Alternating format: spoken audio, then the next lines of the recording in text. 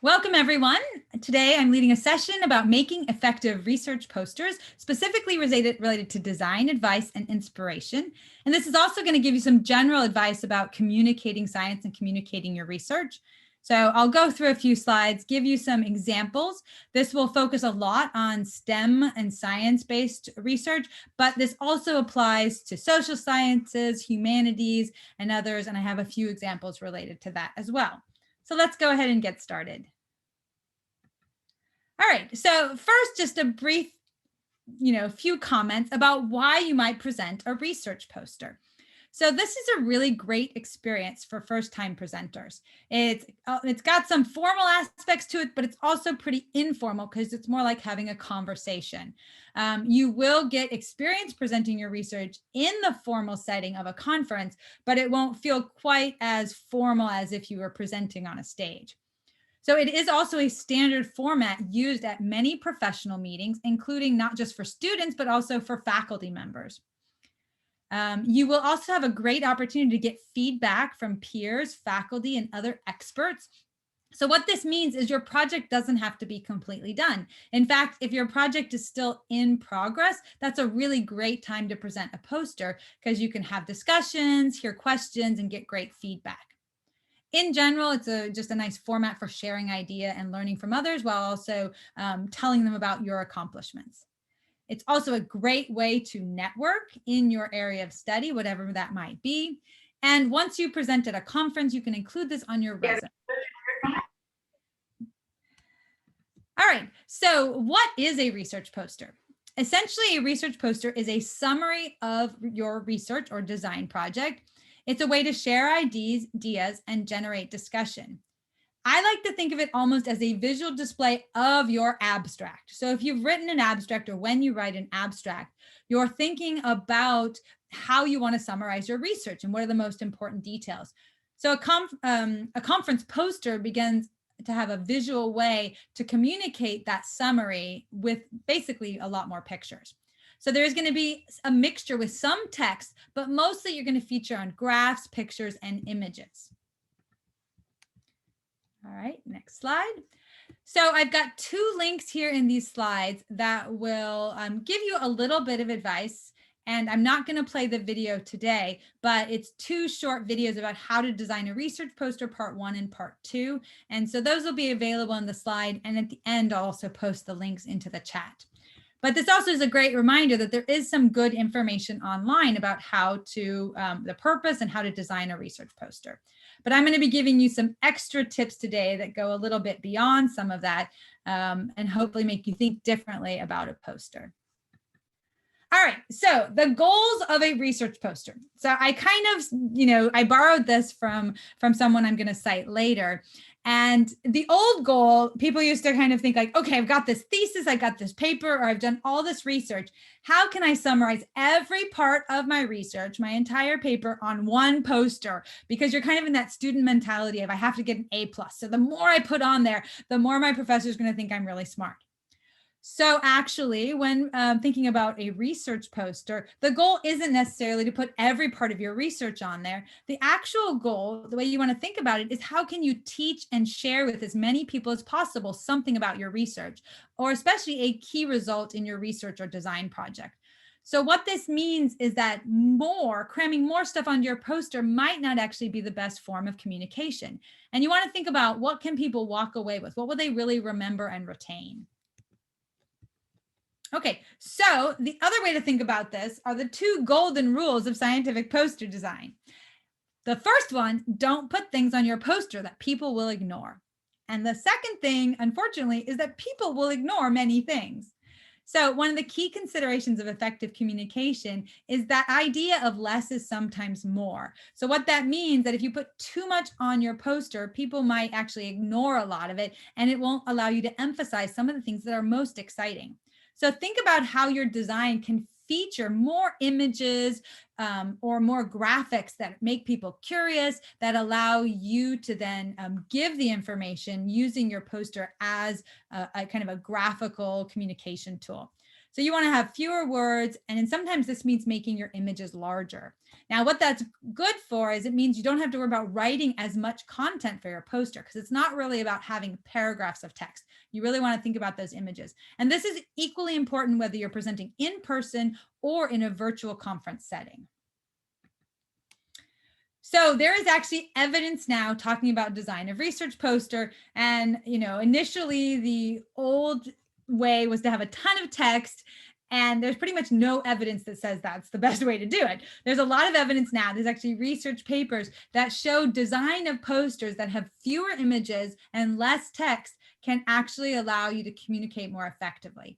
And what you'll see here is this kind of interesting blue to red image. That was one image on a big poster, and that was one huge image that conveyed the aspect of the research without hardly having any text or description. Of course, they did include a QR code, but there's some really cool aspects of that. So there is a lot of evidence that supports better poster design, and Mike Morrison is one of the experts and leaders in this. So you can check a link to templates and examples that he has at this link, which I'll include in the chat later, and you'll have these available, these slides available on the URC website. And there's also a video, a YouTube video that talks about this better poster design and how it's actually, evidence-based design of research posters. This one compared to the other one is a little bit longer. It's a 20-minute video, but it is so worth it. I always share it with all of my undergraduate and graduate students to encourage them to think about how they communicate and to think about poster design. So I'll encourage you to look at that one as well. And if you don't have time for the whole one, you can watch a little bit of it and skip to the end, and you'll kind of see some of the really cool examples. Okay, so components of a research poster include your title. So the title is one of the most important things. You're going to see examples soon, but you already have a title if you've submitted an abstract. Your title, you want to use huge font. You want to make it visible from 6 feet away at least, and you don't want to have too many words. So we usually say 10 words or less. You're also going to list your authors and institutional affiliations. So for example, if you're from UC Davis, maybe you have a collaborator that's from another institution, you could list all of that information. You do not need an abstract. So don't put a block of text that's your abstract on the poster. Sometimes people say, oh, but I really want to make sure I put this, copy of my abstract on there. But really, my opinion and many people's opinion is that your poster is an abstract, and many people already have an abstract book or have seen the abstract online, and that's part of the reason they're excited to come to your poster. So they'll already have access to that information, and you want your poster to complement that differently, and you also want to be able to point to the pictures that complement the information that you've included in your abstract. You will have some type of introduction and background with images, some type of methods, some types of results and findings. And then if you have advanced far enough in your research to have discussion and conclusions, you'll also include that. Now, all of these will benefit from images. And again, I'll show you an example in just a few slides that give some specific examples of posters. And we'll talk a little bit more about it. But while I recommend these types of sections, I do not necessarily recommend that you just call it introduction, methods, and results. You want to make something that's more unique and specific to your research. So for example, if you are extracting fish guts to analyze something that they've eaten, instead of just saying methods, you would say fish gut extractions. So you kind of give a little bit more specific details about what the methods are. Or maybe you're using specific data analysis. So you might say data analysis using, and then the name of the software or the program. So think about making sure that your subheadings are unique to your research and not just the same as someone else next to you. We always include acknowledgements, and this can be acknowledging mentors, collaborators, research programs, and grant funding. And then it's also good to include references, especially if you're citing previous work, following up on previous examples of research that's been performed. It also shows that you're an expert and aware of that previous work that's been formed. All right, so let's dive into a few examples. Oh, and I do have this little note here. Posters will take different formats. So depending on your research area or design and field, this might look slightly different. Okay, so this is more of just for the notes and to add these 2 links, but there are various templates or websites or on websites that are starting points. But no matter what template you find, don't use too many words. Make sure to have images and graphs. And so these two references are ones. This one's to that Better Poster Design from Mike Morrison, and this is some other one with free poster templates. I will also mention here that I frequently use PowerPoint templates, but you can find templates in other types of programs as well. PowerPoint gets used commonly because a lot of faculty and students use PowerPoint for other presentations, and so they're familiar with it, but it doesn't necessarily provide as many design features as some of the more artistic programs might. Okay, so here's that link to that second part 2 of how to design a research poster, a YouTube video that you can refer to after this talk and see a few more details as well. Okay, so here's an example of students presenting their research, just so you can get a sense of what it actually looks like. And what I love about this photo is it really captures the fact that you're not just reading from something, you're not just standing next to your poster. Usually you're pointing to things on your poster. You're pointing to images, you're pointing to graphs, you're kind of explaining stuff. And that is why we don't necessarily just put a lot of words, because you're not really going to point to the words that you're reading. You're going to point to the things that match the words you're saying. And so we find that these posters are really kind of fun for engaging. And now if you're doing this in a virtual conference setting, you would use your mouse or pointer to point to that, in a way almost the same as if you're giving a talk, but it's still a little bit more interactive. Okay, so speaking of virtual conferences, here's a screenshot from a student that presented a poster at the conference last year at the Undergraduate Research Center conference at UC Davis using the Go React software that you will all be using. And so you can see here, the student has included a lot of images. They've got big headings that are pretty specific to their research, and they're able to talk about this without necessarily having just a bunch of text. So you want to minimize the text and really pick the images that connect with your research. One thing you'll notice is depending on how you do the recordings, Zoom tends to put something sometimes overlapping. And so you might just leave a little space there if that ends up being the way your program is actually recording it. And of course, our Go React software has these really nice opportunities to give comments and click on little boxes or elements that kind of give positive feedback about the poster and presentation.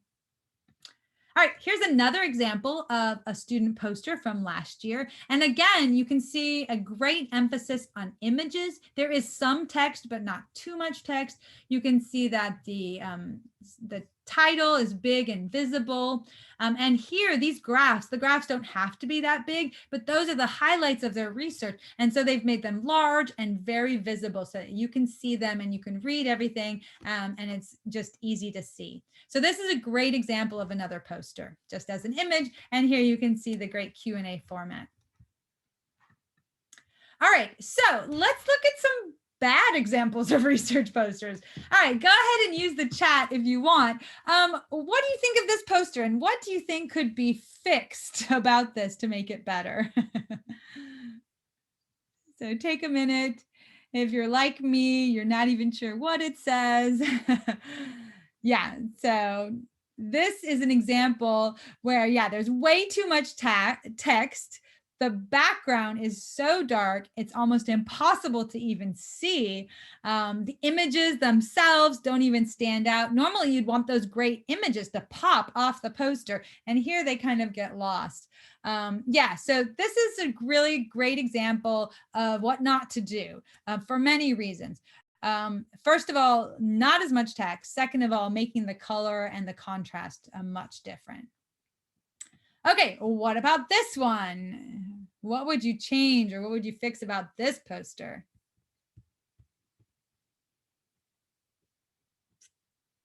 This one, I appreciate that they were trying to be a little more creative, but yeah, the title's hard to read. Like the stylistic or creativity ended up preventing it from being as visible. They don't have any images, so they have all text. Imagine if you were kind of showing this to someone, people would not necessarily like be as visually stimulated by what you had there. Your words would just be kind of reading probably the text that's there. The dark color, the color scheme is also still very difficult. Yeah, the general subheadings, it doesn't really make it stand out just to say introduction. And again, there's no need to show that abstract because the audience and the the conference attendees will already have access to your abstract. So this one tries to incorporate some style, but it still makes it really challenging to see the details and doesn't highlight the research in the best way possible. All right, so this one is getting better. This one's not as bad as the others, but this is a little bit more normal, what you would normally see kind of in a more traditional poster format, but it still isn't as good as it could be. So what would you change about this poster? And probably you can copy and paste from some of your notes above. Yeah, it's definitely still really text heavy. And one thing is the more text you have, the more likely you might have typos. So less text is less work for editing also. Yeah, the subheadings are also really, really generic. So from a distance, you don't actually see, how this might be unique to the person presenting. So also, if you notice the title, active video game use and its effect on sedentary behavior, that sounds pretty cool. So I can imagine if you were to show someone playing a video game or show something related to a video game, that might also pique people's curiosity to come and see what your poster's about. Now, speaking of this, there is some data and tables, which is great, but those tables are really small. The charts are really small, and you'd have, even if you were standing next to this and zooming in, you wouldn't necessarily see the data. So this person can cut out most of their text and keep their data and tables and just make them bigger, make your graphs bigger, and put a cool image that relates to video games, and you would have a much more dynamic poster. Yeah, and then it would give you things to kind of enhance people's likelihood to come look at your poster and also make it more interesting when they're looking at it. Okay, great. So here is one that we think is an example of a good research poster. And this is also a really nice example of one that's more focused on social sciences. So you can see some example there too. So this one has a really clear title. You'll notice the subheadings are really specific, right? Outcomes, community of practice, why assessment, faculty, DBER projects. So there are things that are more specific to the project. There is still text, but the text is large. It's much more readable. It's done in bullet points. It's done in numbers so that it's easier to kind of follow. There's some really nice kind of flow charts or images that help think about the steps and processes involved. This energy concept inventory is a really nice way of putting things in a more organized fashion. I actually think this table down here could have been a little bigger, but it still works very well with the rest of the poster. And over here, you don't necessarily have to include these images, but the images will make people more interested to look at the poster and really helps capture some of what you're saying with the text. So this is a pretty good example. Of course, it could potentially have some improvement, but it really has kind of good color, good combination of text and images. And hopefully you can see that as an example that might be good inspiration. All right, so I also wanted to show this. Here again is someone actually standing at their poster.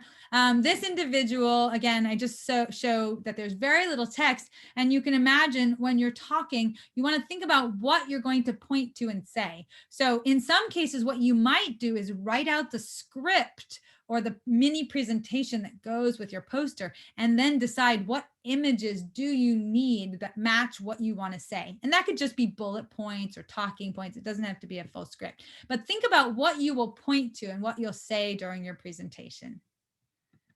All right, so here I wanted to show as an example, I thought that I've seen a lot of posters and this was really cool. This poster actually had multimedia on it. So they actually had a tablet attached to their poster and some sample vials showing what different samples looked like.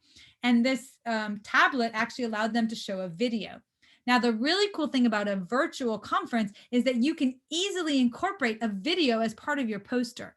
But this is cool because it reminds us that even in person, you can think about incorporating multimedia. And I can say I didn't even notice, or I wasn't as offended by the fact that they included their abstract because they did a really good job with the rest of the poster. But this is a case where you don't need the abstract on your poster, and they could have easily removed that and still had an awesome poster. but it was just kind of cool showing you to be creative with how you incorporate different aspects into your poster, whether it's in person or in a virtual conference video setting. All right, a few last little tips about presenting your research.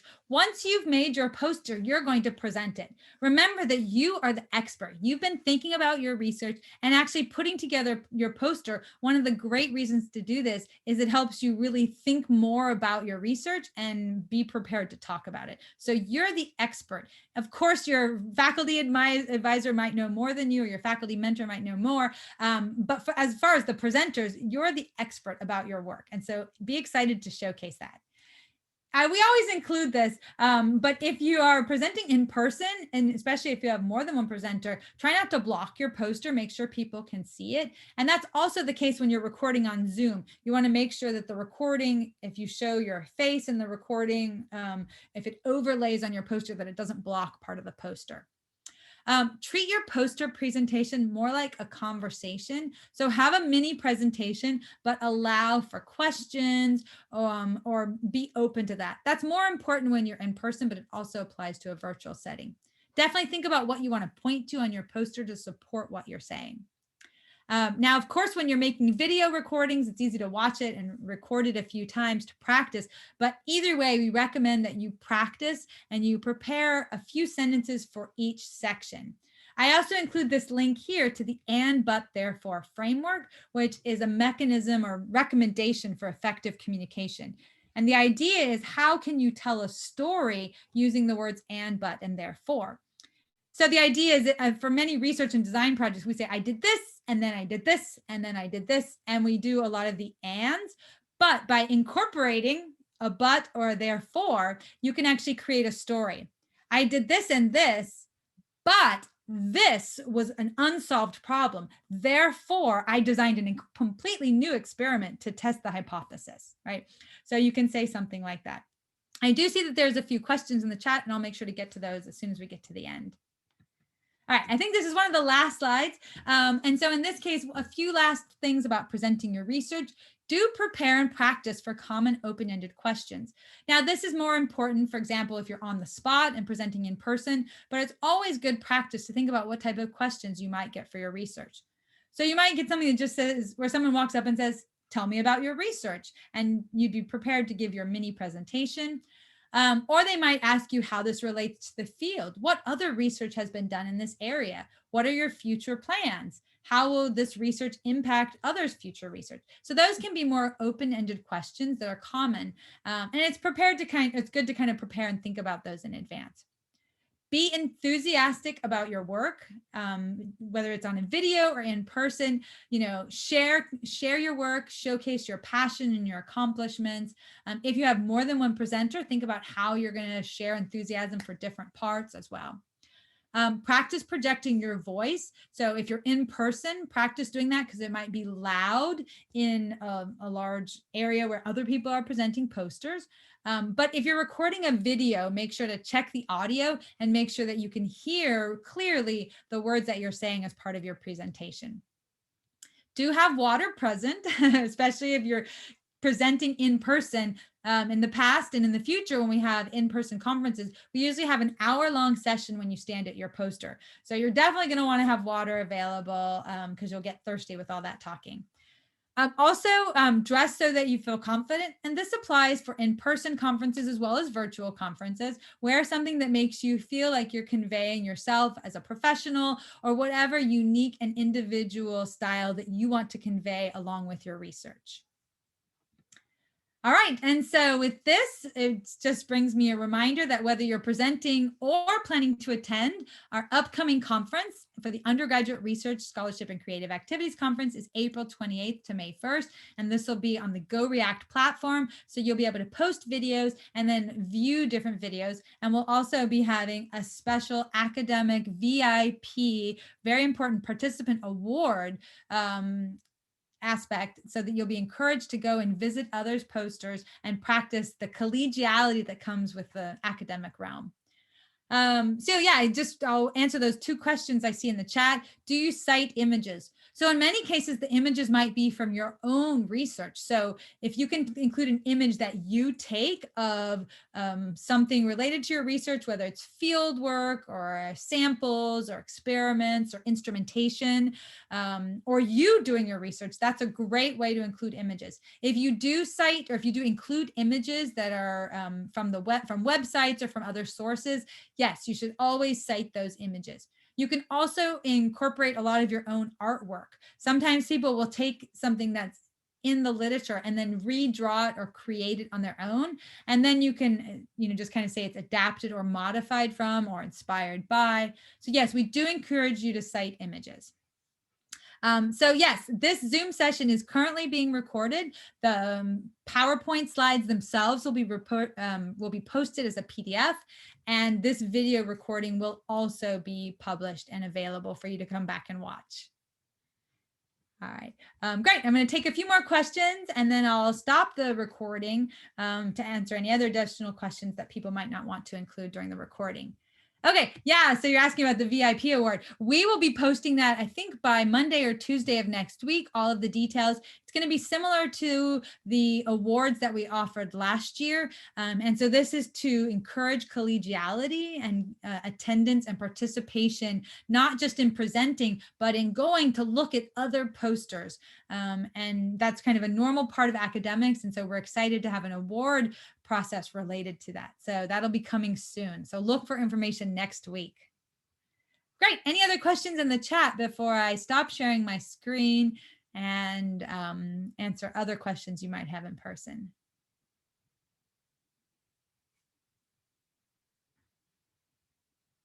All right, great. I will stop recording and then I'll stop sharing and then we can answer any other questions informally.